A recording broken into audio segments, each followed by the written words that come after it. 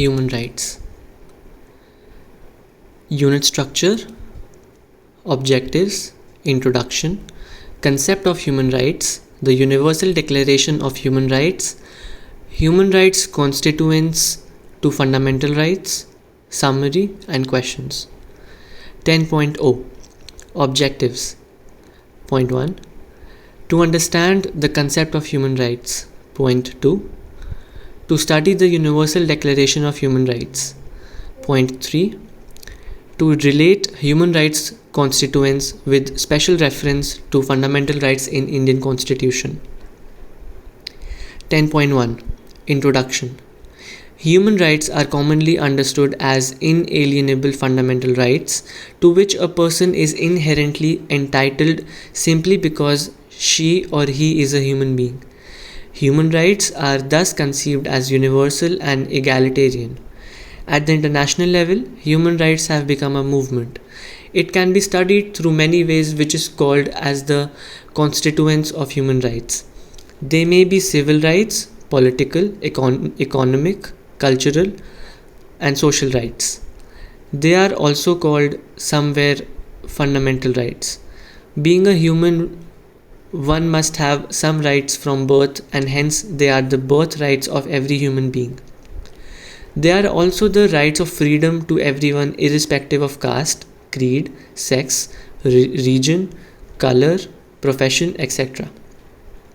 10.2 Concept of human rights. Human rights is a 20th century term for what had been traditionally known as natural rights, or in a more appealing phrase, the rights of man.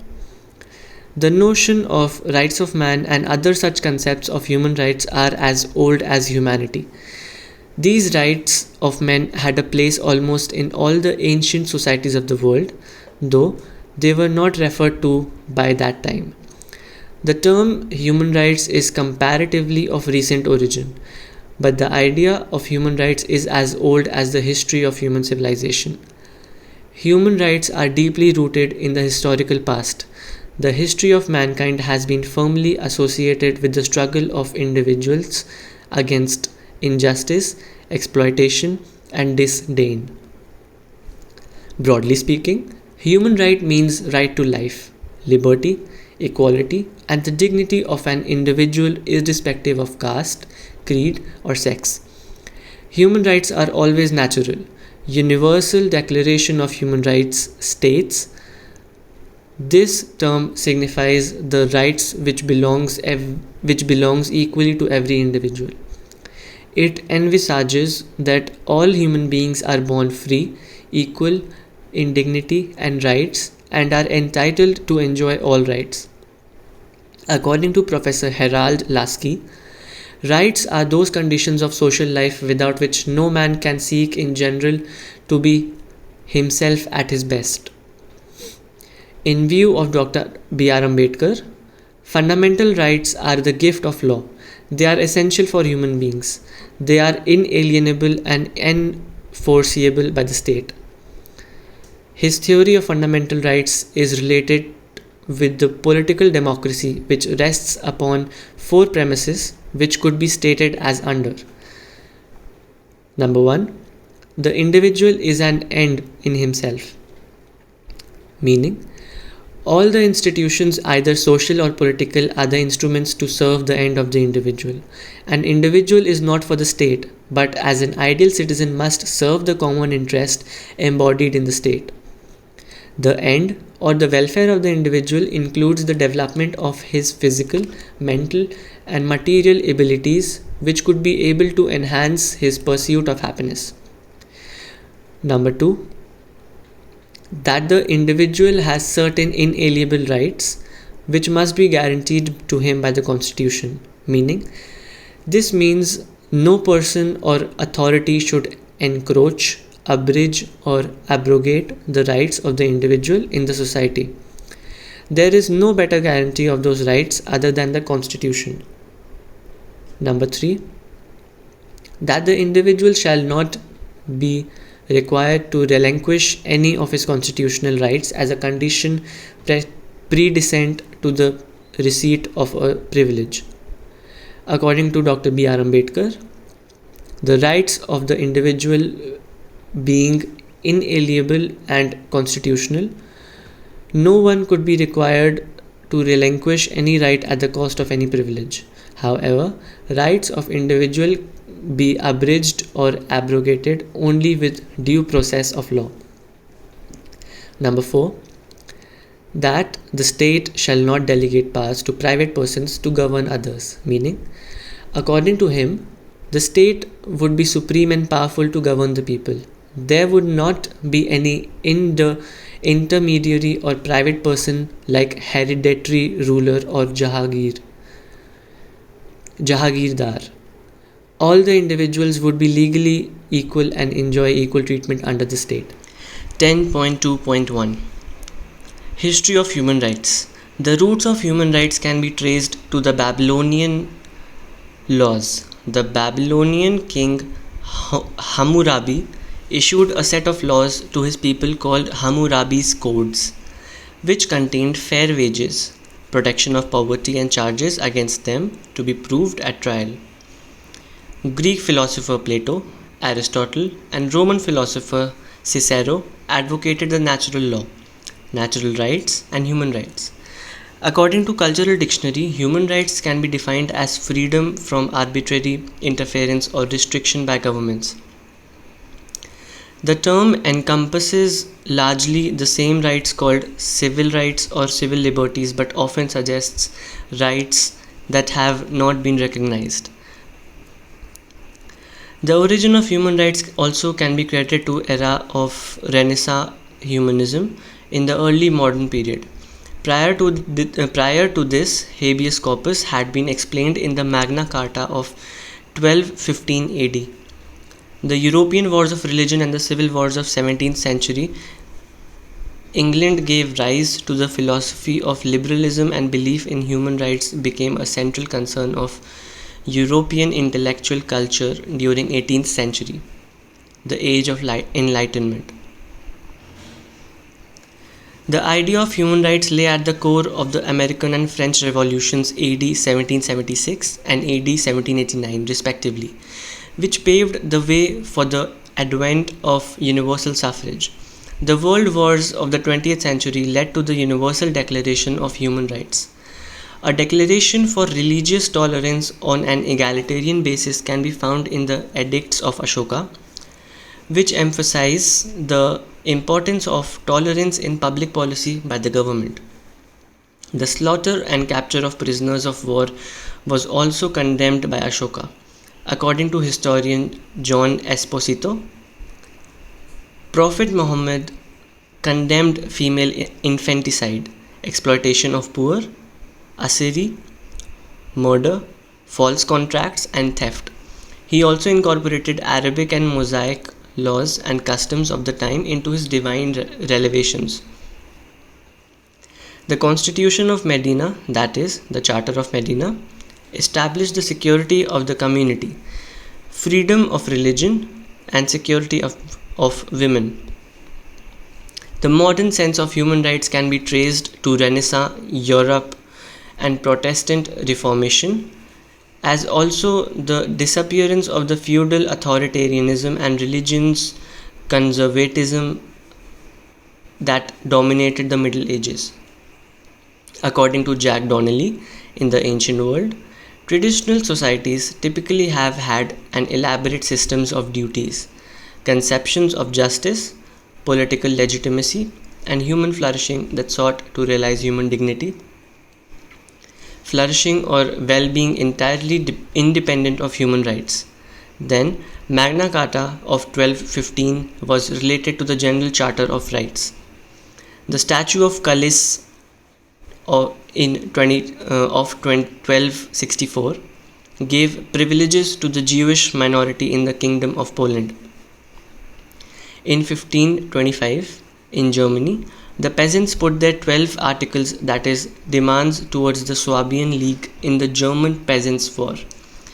In Britain in 1683, the English Bill of Rights or Act declaring the rights and liberties of the subject and settling the succession of the crown, and the Scottish claim of right each made illegal a range of oppressive governmental actions. Next, traces of human rights found in the revolutions of 1776, that is the American Revolution, and 1789, that is the French Revolution, leading to the adoption of the United States Declaration of Independence and the French Declaration of Rights of Man and of the Citizen, respectively, both of which established certain legal rights. Additionally, the Virginia Declaration of Rights of 1776 encoded into law a number of fundamental civil rights and civil freedoms. These were then followed by developments in philosophy of human rights by philosophers such as Thomas Paine, John Stuart Mill, G.W.F. Hegel during 18th and 19th centuries. The term human rights probably came into use sometime between Paine's The Rights of Man and William Lloyd Garrison's 1831 writings in The Liberator, in which he stated that he was trying to enlist his readers in the great cause of human rights. In the 19th century, human rights became a central concern over the issue of slavery. In Britain, William Wilberforce worked towards it, and the result was that Britain passed Slave Trade Act 1807 and Slave Abolition Act 1833. In America, northern states already abolished slavery and southern states did it later. In the 20th century, we find many such human rights movements in one form or another, such as labor unions and their rights for labor in North America. The women's rights movements also were started in many countries. In India, Mahatma Gandhi's movement to free the natives and Dr. B.R. Ambedkar's movement of liberation of depressed classes within Hindu community are also noteworthy so far as the human rights are concerned. The establishment of the International Committee of the Red Cross, the 1864 Labor Code, and the first of the Geneva Conventions in 1864 laid the foundations of international humanitarian law. The huge losses of human life and gross abuses of human rights that took place during World Wars developed the modern human rights instruments. The League of Nations was established in 1919 and its goals included disarmament, preventive war through collective security, settling disputes between countries through negotiation and diplomacy, and improving global welfare. Enshrined in its charter was a mandate to promote many of the rights later included in the Universal Declaration of Human Rights. At the 1945 Yalta Conference, the Allied powers agreed to create a new body, that is, the United Nations, that now makes up an international humanitarian law and international human rights law. Check your progress. Question number 1. According to Professor Harold Lasky, what is rights? Question number 2. What is Hammurabi's codes? 10.2.2 Philosophy of Human Rights. The philosophy of the human rights attempts to examine the underlying basis of the concept of human rights, which have already been discussed in 10.2, and critically looks at its content and jurisdiction. Several theoretical approaches have been advanced to explain law and why human rights have become a part of social expectations. One of the Western philosophies of human rights is that they are a product of a natural law stemming from different philosophical and religious grounds. Other theories hold that human rights codify moral behavior, which is a human social product developed by a process of biological and social evolution, as held by David Hume. Human rights are also described as a sociological pattern of rule setting as theorized by Max Weber. These approaches include the notion that individuals in a society accept rules from legitimate authority in exchange for security and economic advantage as, according to John Rawls, as a social contract. The two theories that dominate contemporary human rights discussion are the interest theory and the will theory. Interest theory argues that the principal function of human rights is to protect and promote certain essential human rights, while will theory attempts to establish the validity of human rights based on the unique human capacity for freedom. 10.2.3 Classification of human rights. Human rights can be classified and organized in a number of different ways. At an international level, the most common categorization of human rights has been to split them into civil and political rights and economic, social, and cultural rights. Civil and political rights are enshrined in Articles 3 to 21 of the Universal Declaration of Human Rights and in the International Covenant of Civil and Political Rights. Economic, social, and cultural rights are enshrined in Articles 22 to 28 of the Universal Declaration of Human Rights and in the International Covenant of Economic, Social, and Cultural Rights. Karel Vassak categorized the human rights into three generations. First generation. The first generation civil and political rights were the right to life and political participation.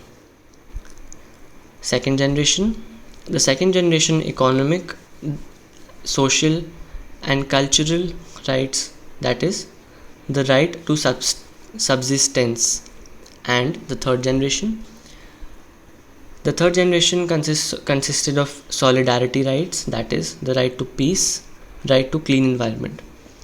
Out of these three generations, the third generation is the most debated and lacks both legal and political recognition. 10.2.4 Before we study Universal Declaration of Human Rights, we have to know certain documents declaring rights of man such as Magna Carta, Bills of Rights, US Declaration of Independence, French Declaration of the Rights of Man and of the Citizen. 10.2.4.1 The Magna Carta, 1215. The Magna Carta was issued on 15 June 1215, also called Magna Carta Libertatum, or the Great Charter of the Liberties of England, originally in Latin and translated into vernacular French as early as 1219. And later on it was modified by time to time. The 1215 Charter required King John of England to proclaim certain liberties and accept that his will was not arbitrary. For example, by explicitly accepting that no free man could be punished except through the law of the land, a right which is still in existence in England. 10.2.4.2 The Bill of Rights, 1689. The Bill of Rights, or the Bill of Rights 1688, is an act of the Parliament of England passed on 16 December 1689. This lays down limits on the powers of sovereign and sets out the rights of Parliament and rules for freedom of speech in Parliament. The requirement to regular elections to Parliament and the right to petition the monarch without fear of retribution. It re-established the liberty of the Protestants to have arms for their defense within the rule of law, as Papists were both armed and employed contrary to law. 10.2.4.3 US Declaration of Independence, 1776. The US Declaration of Independence was a statement adopted by the Continental Congress on July 4, 1776, which announced that the 13 American colonies, then at war with Great Britain, regarded themselves as independent states and no longer a part of the British Empire. It contained that all men are created equal, that they are endowed by their Creator with certain unalienable rights, that among these are liberty and the pursuit of happiness. This view was notably promoted by Abraham Lincoln. who considered the Declaration to be the foundation of his political philosophy and argued that the Declaration is a statement of principles through which the United States Constitution should be interpreted. It has worked for the rights of marginalized people throughout the world. 10.2.4.4 The Declaration of the Rights of Man and of the Citizen, 1793. It is the fundamental document of the French Revolution defining the individual and collective rights of all the estates of the realm as universal. Influenced by the doctrine of natural right, the rights of man are held to be universal.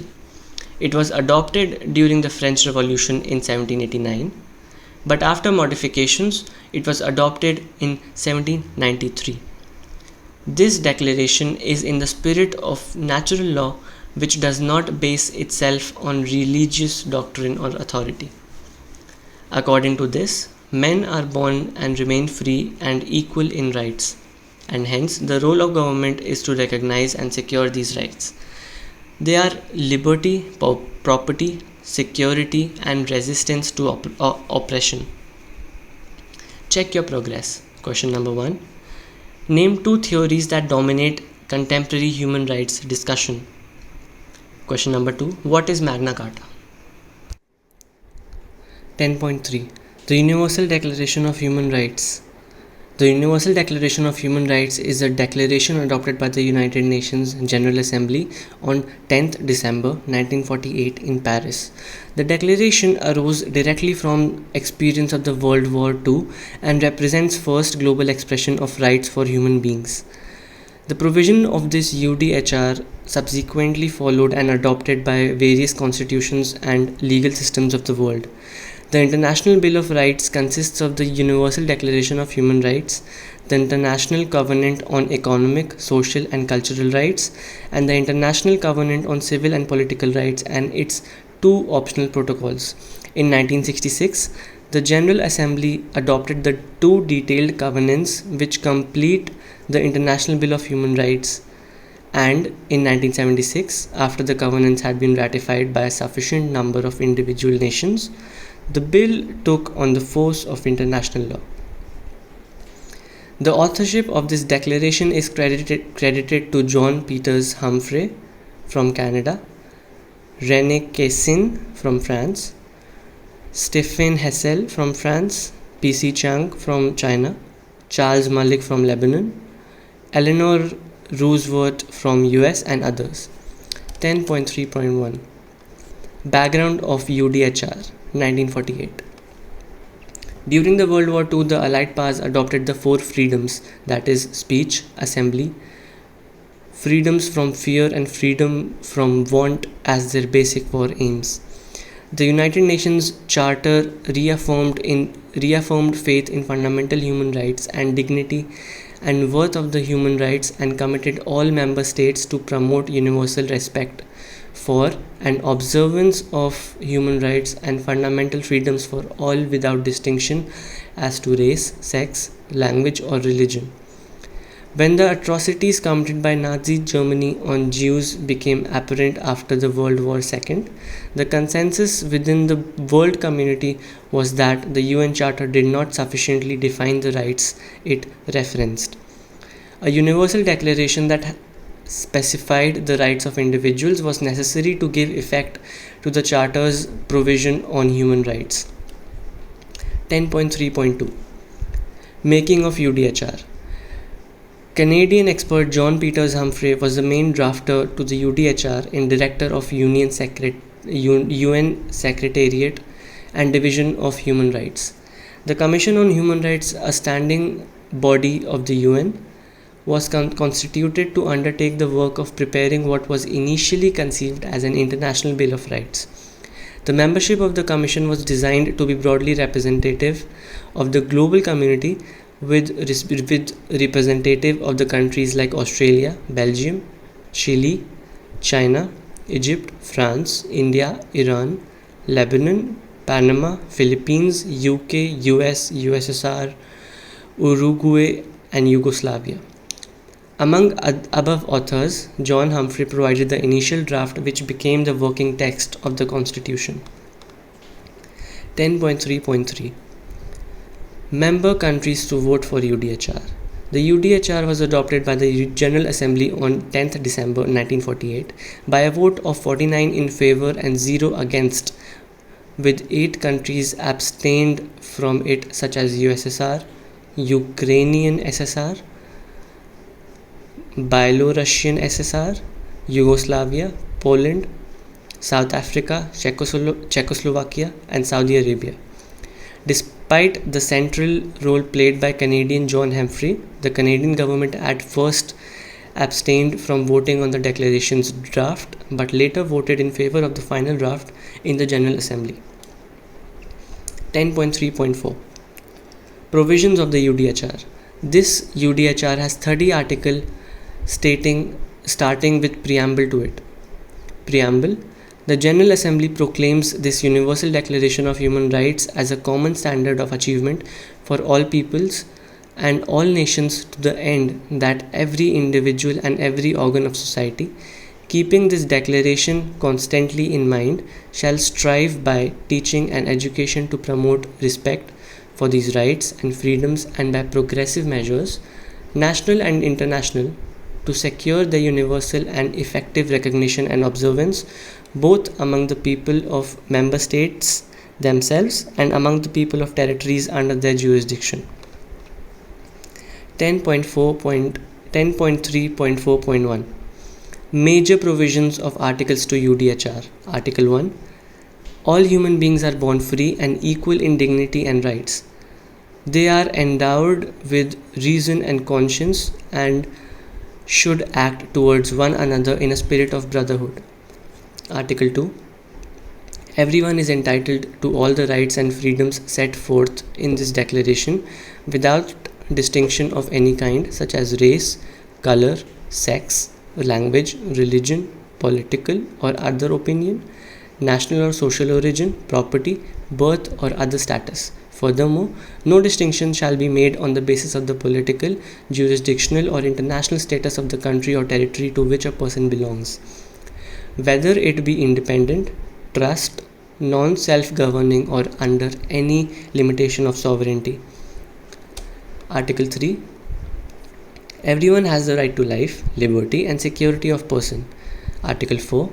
No one shall be held in slavery, and the slave trade shall be prohibited in all their forms. Article 5. No one shall be subjected to torture or go cruel, inhuman or degrading treatment or punishment. Article 6.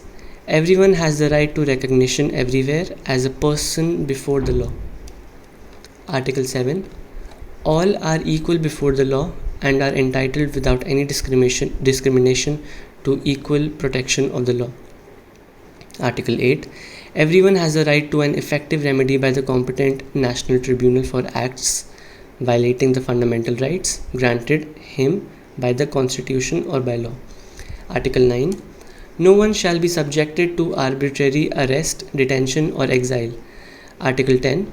Everyone is entitled in full equality to a fair and public hearing by an independent and impartial tribunal in the determination of his rights and obligations and of any criminal charge against him. Article 11. Section 1. Everyone charged with a penal offence has the right to be presumed innocent until proved guilty according to law in a public trial at which he has had all the guarantees necessary for his defence. Section 2.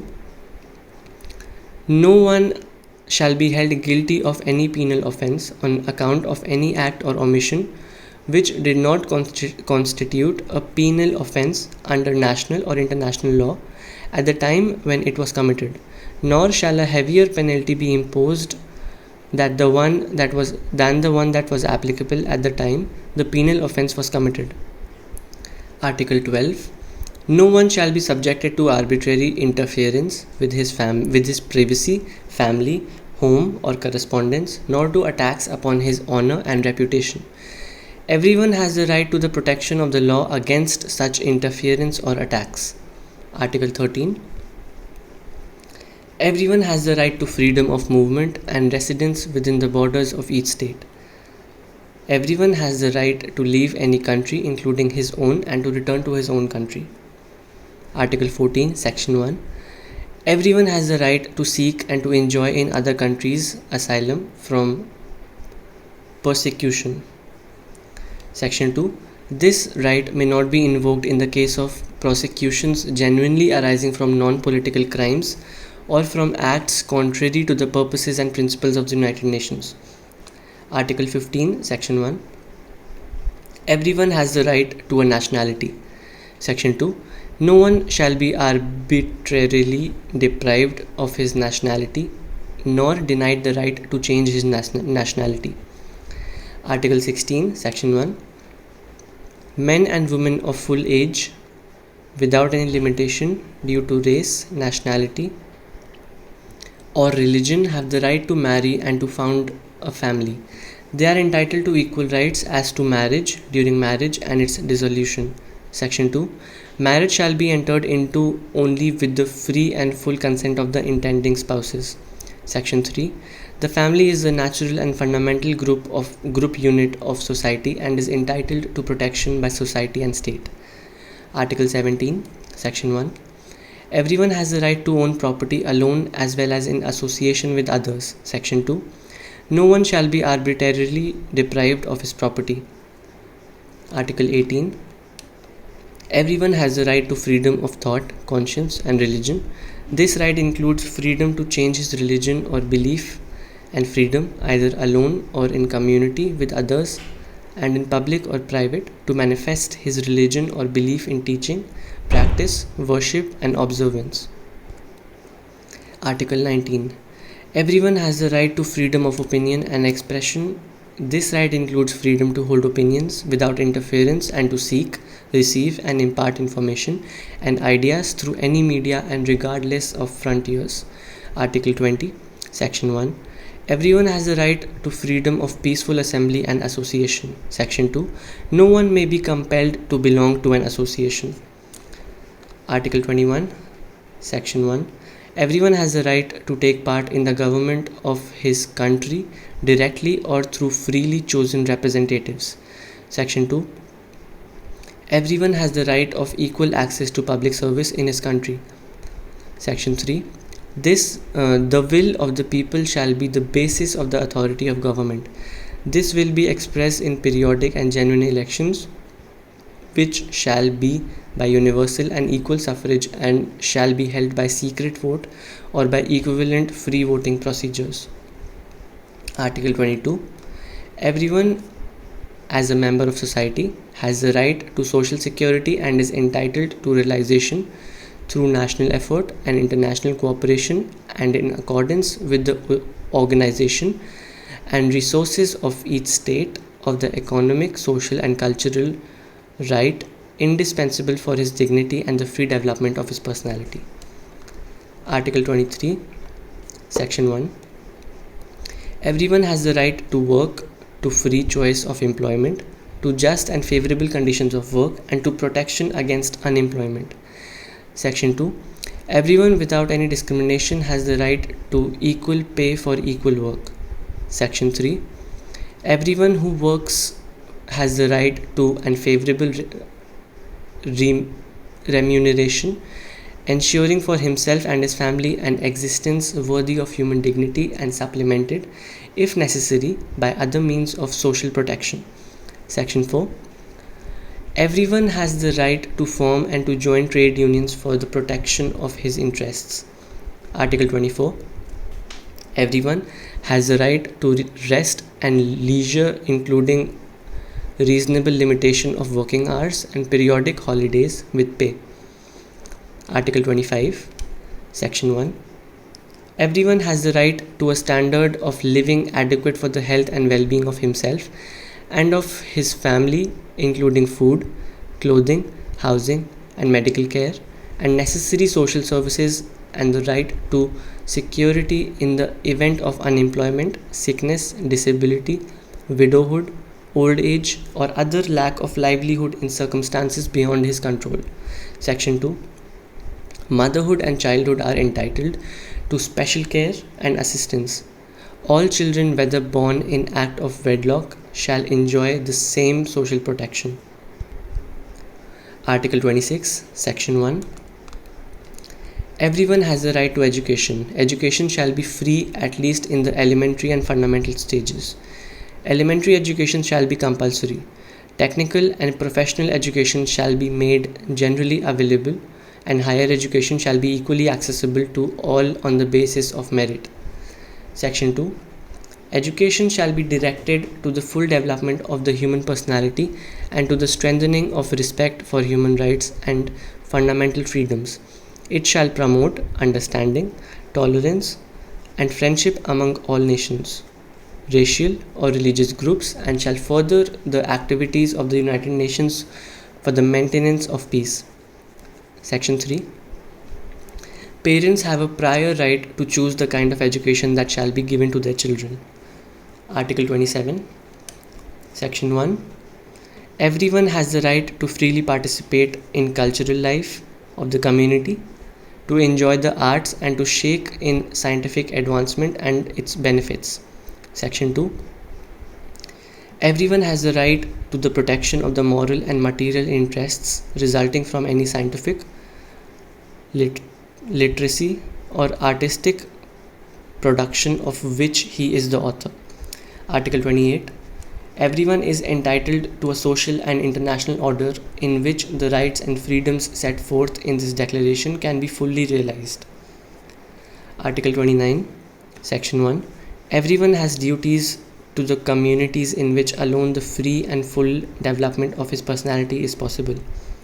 Section 2. In the exercise of his rights and freedoms, everyone shall be subject only to such limitations as are determined by law, solely for the purpose of securing due recognition and respect for the rights and freedoms of others, and of meeting the just requirements of morality, public order, and the general welfare in a democratic society. Section 3. These rights and freedoms may in no case be exercised contrary to the purposes and principles of the United Nations. Article 30. Nothing in this declaration may be interpreted as implying for any state, group, or person any right to engage in any activity or to perform any act aimed at the destruction of any of the rights and freedoms set forth herein. 10th December is known as Human Rights Day or International Human Rights Day. The Guinness Book of World Records describes UDHR as the most translated document in the world. Check your progress. Question 1. Who is the main author of Universal Declaration of Human Rights? Question 2. When is the Human Rights Day observed? 10.4. Human rights constituents to fundamental rights of Indian citizen. When we look at the Universal Declaration of Human Rights, we find that it has influenced the fundamental rights enshrined in the Indian Constitution. Our fundamental rights have been included in the Part 2 of our Constitution and have the influence of the following documents: the Bill of Rights of British Parliament 1688, American Revolution 1776, Declaration of Rights of Man, French Revolution 1789, Bill of Rights of the American Constitution 1791, Motilal Nehru Report 1928, and Universal Declaration of Human Rights 1948. The founding father of our constitutions first studied many world constitutions before making the provisions, so the fundamental rights reflect the provisions of human rights, natural rights, etc. provided in the world. There were 7 fundamental rights provided in 1950, that is, right to equality, right to liberty, right against exploitation, right to freedom of religion, cultural and educational rights, right to property, and right to constitutional remedies. The right to property was repealed by the 44th Constitutional Amendment Act 1978. The fundamental rights of Indian Constitution falls between the articles 14 to 35. These rights are discussed as below. 10.4.1 Right to equality. Articles 14 to 18. Article 14. It states that the state cannot deny to any person equality before law or the equal protection of law within the territory of the Indian Union. Article 15. The state cannot discriminate on grounds of religion, race, caste, sex, descent, place of birth, residence, or on any other ground. Article 16. According to this article, there is equality of opportunity in the matter of public employment and prevent discrimination on grounds of religion, race, caste, sex, descent, place of birth, residence, or on any other ground. The subclause provides that nothing in that article would prevent the state from making any law for the reservation of jobs for the backward classes and caste. Article 17.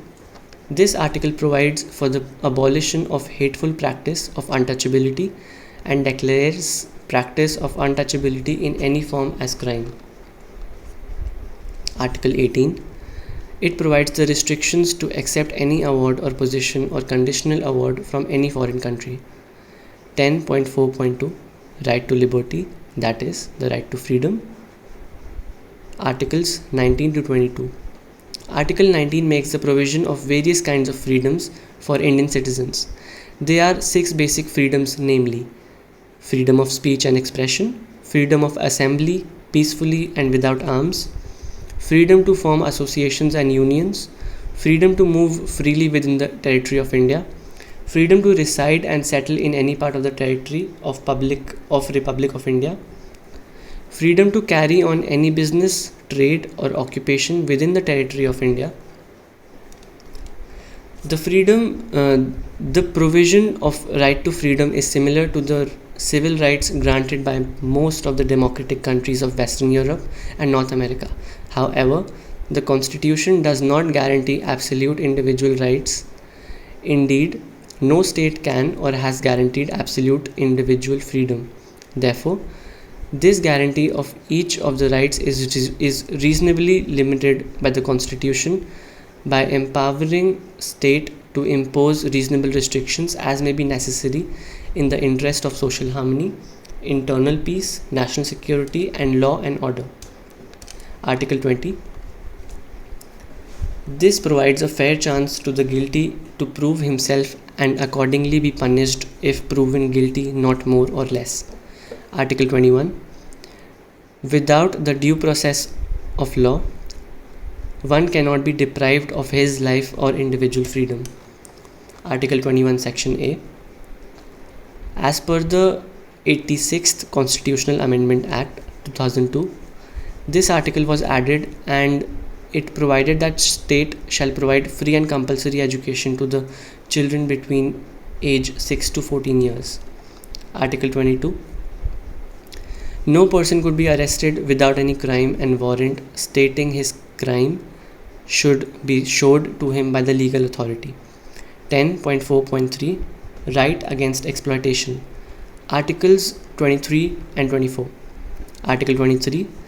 This article prohibits traffic in human being and beggar, that is forced labor or bonded labor or servitude on any ground, and any act contrary to this provision would be an offence punishable by law.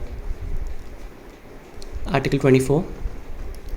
This prohibits any child below 14 years of age to work, that is child labor, in any factory or mines or at any other dangerous job. 10.4.4 Right to freedom of religion, that is Articles 25 to 28. Article 25. This deals with freedom of conscience and makes provision for practice and propagation of one's own religion. Article 26 provides for freedom to manage religious affairs and institutions by a community. Article 27. This says that no person shall be compelled to be a member of any religious association or incur any penalty or religious tax on the ground of his caste, creed, or religion. Article 28. This prevents the imparting of religious instructions in any educational institution which is wholly maintained out of state funds. 10.4.5 Cultural and Educational Rights, Article 29 and 30. Article 29. This ensures that every community in India shall have the right to propagate and preserve its own language, script, literature, and culture. All religious and linguistic minorities have been ensured a right to establish and administer their educational institutions, maintain and manage them, and receive state grant on the equal basis. Similarly, no citizen can be denied admission into state-maintained or state-aided educational institutions on the ground of religion, race, caste, or language. Article 30. This provision highlights the importance which the framers of the Constitution attached to secular character of the state and the desirability of secularism, permitting different spheres of our national life.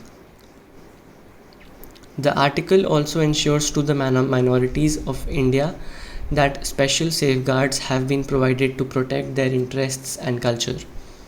10.4.6 Right to Property, Article 31. Article 31.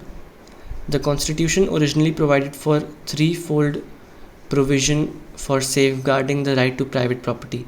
It not only guaranteed the right to private property but also conferred the right to enjoy and dispose of property. That is Article 19, Section F.